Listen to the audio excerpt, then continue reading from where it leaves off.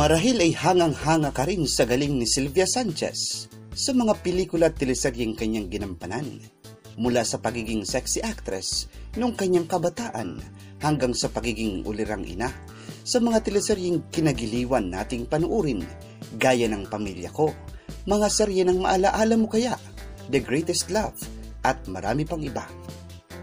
Ang tunay niyang pangalan ay Josette Campo Atayde. Isinilang siya noong Mayo 19, 1971. Nagsimula si Sylvia bilang sexy star bago naging isang kilalang aktres.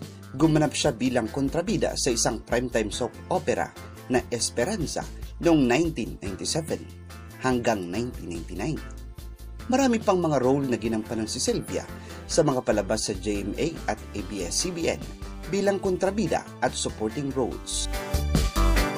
Noong 2016 ay ginampanan niya ang role ng isang ina na mayroong Alzheimer's disease na kung saan ito ang naging dahilan ng lalo niyang pagsikat.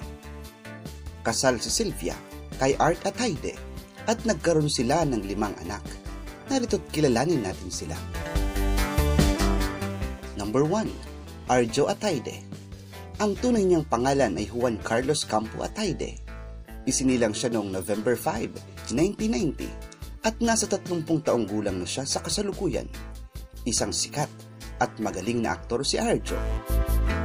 Mula sa pagiging kontrabida sa Ang Probinsyano na talagang nagpagigil sa mga manunood hanggang sa pagiging si Eli, isang anak na may autism sa palabas na The General's Daughter, ay lubhang hinangaan si Arjo ng mga manunood. Siya ang kasalukuyang boyfriend ni Maine Mendoza. Number 2. Rhea Atayde. Si Maria Sofia Campo Atayde, o mas kilala natin bilang si Rhea Atayde, ay isa ring sikat na aktres, gaya ng kanyang ina. Nagsimula ang kanyang karera sa showbiz industry sa drama serye ng Ningning at maging sa variety show ng Showtime. Nakasama rin si Rhea sa mga palabas na Love or Money bilang si Agnes, The House of Us bilang si Awe, The Girl in the Orange Dress bilang si Kakay, at sa pelikulang Can We Still Be Friends bilang si Cindy. Si Rhea ay 29 na taong gulang na sa kasalukuyan. Isinilang siya noong March 23, 1992. Number 3. Jella Atayde. Si Jella naman ang isa pang anak na babae ni Sylvia.